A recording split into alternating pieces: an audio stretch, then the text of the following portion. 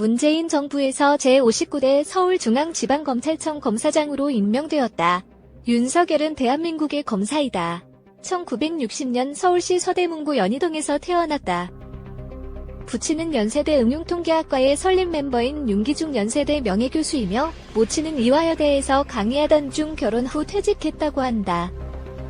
1979년 충안고를 졸업하고 서울대 법대에 진학했다. 1980년 광주민주화운동을 무력으로 진압한 전두환에 대해 교내에서 모의 재판을 열고 검사역을 맡아 전두환에게 사형을 구형했다. 이 모의 재판 이야기가 교내외로 퍼지면서 한동안 강원도로 피신했고 사법시험 2차에서 낙방을 거듭했다. 서울대 대학교 대학원에서 석사학위를 받았고 구속 끝에 1991년 사법시험에 합격한다. 1994년 사법연수원을 수료한 후 대구지방검찰청 검사를 시작으로 검찰 생활을 시작했다. 연수원 제23기 출신이 되었다. 그 후 1996년에 춘천지방검찰청 강릉지청, 1997에서 1998년에 수원지방검찰청 성남지청에서 일하다가 1999년 김대중 정부 시절에 서울중앙지방검찰청으로 옮겼다. 1999년 김대중 정부에서 경찰 실세로 꼽혔던 박희원 최양감을 소환해서 수사했다. 소환한 지 단 하루 만에 자백을 받아냈다. 얼마나 철두철미하게 증거를 수집하고 신문을 했는지 박희원 최양감은 영장실질심사 등을 모두 포기했다고 한다. 2003년에는 참여정부의 측근 인사인 안희정, 강금원을 구속수사하였다. 2006년에는 대검찰청 중앙수사부 검찰연구관으로 있었으며 현대자동차 비자금 사건을 맡았다. 당시 정상명 검찰총장에게 면담을 신청하고 수사 결과 정몽구 회장을 구속해야 한다면서 동시에 사직서를 내밀었다. 이에 정 검찰총장은 고심 끝에 정몽구 회장을 구속하기로 결정하였다. 2008년에는 파견검사로서 BBK 특검에 참여했다. 당시 윤석열은 BBK 투자자문에 50억 원을 투자했다가 이명박, 김경준에게 민, 형사상 절차를 밟은 녀는 괄호 닫는 괄호 심택과 관련해 심택이 50억 원을 투자한 주된 이유는 시티은행 지배인을 통해 소개받은 김경준으로부터 프레젠테이션을 받은 것이었고 이 당선인에게는 어떠냐고 물어서 이 당선인이 괜찮다고 말해준 것이라고 설명하는 등 이명박은 여는 괄호 닫는 괄호 심택의 BBK 투자자문 50억 원 투자에 큰 역할을 하지 않았다는 취지로 언론에 발언한 적이 있다. 하지만 최재천 당시 대통합 민주신당 의원이 윤석열의 언론 해명으로부터 2개월 전인 2007년 12월 13일 공개한 전영호 세일신용정보 회장이 김백준에게 보낸 편지에 따르면 전영호는 김백준에게 이명박을 믿고 BBK 투자자문에 50억 원을 투자했다는 취지의 항의를 한 것으로 알려졌다. BBK 특검 종료 후에는 대전지방검찰청 논산지청장이 되었다. 그러던 중 2016년 12월 1일 박근혜 최순실 게이트 관련한 특별수사를 담당하는 박영수 특별검사로부터 특검팀의 수사팀장으로 지명되었다. 본인은 자신이 이 정권에 처음으로 상처를 냈기 때문에 또 상처를 내는 것은 좋지 않다며 고사했지만 박영수 특검이 직접 나서서 합류를 종용하여 합류했다고.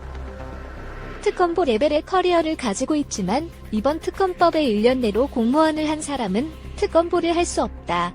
라고 규정되어 있기 때문에 파견 검사의 신분으로 특검팀에 합류했다.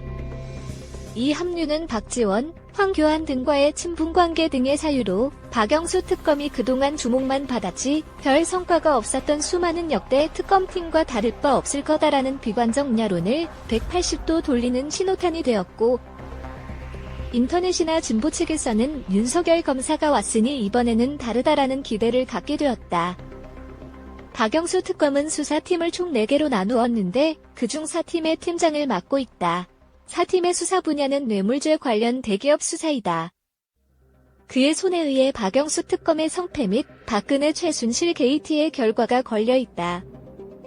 삼성물산 제일모직 합병건에 대해서 국민연금공단의 찬성 결정을 한 과정에 대한 수사 성과에 따라서 특검의 결과가 갈릴 전망이다. 삼성그룹은 이에 대응해 문강배 사법고시 16기 변호사를 선임했다. 이미 문영표 전 보건복지부 장관이 구속되었다. 윤석열과 문광배는 대학 동기로 사적으로 매우 친한 관계로 알려져 있다. 사적 인연을 방패로 삼아 수사를 최대한 피하려는 의도로 볼 수 있다. 2017년 1월 16일 이재용 삼성전자 부회장에 대해 구속영장을 청구했다. 이 부회장에게는 뇌물공여 등의 혐의가 적용됐다. 1달 동안 보강 수사를 하여 2월 15일 재청구를 하였고 결국 이재용 부회장을 구속하는 데 성공하였다. 최순실 특검의 수사기간이 종료된 후에도 파견검사로 계속 남아 재판까지 책임진다. 1심에서 미르재단, K스포츠재단은 아니지만 그래도 영재센터와 정유라의 승마 지원은 뇌물죄임을 재판부에서 인정받는 데 성공하였다. 2017년 5월 19일 문재인 대통령은 돈봉투 만찬 사건의 핵심 인물인 이영렬 서울중앙지검장의 후임으로 윤석열 검사를 임명하였다. 이로써 윤석열은 하루아침에 검찰의 핵심인 서울중앙지검장으로 승진하였다. 청와대에서는 서울중앙지검장에 윤석열을 임명한 이유로 윤석열 검사가 검찰의 최대 현안인 최순실 게이트의 추가 조사 및 공소유지를 원활하게 수행할 인물이라 평가했다.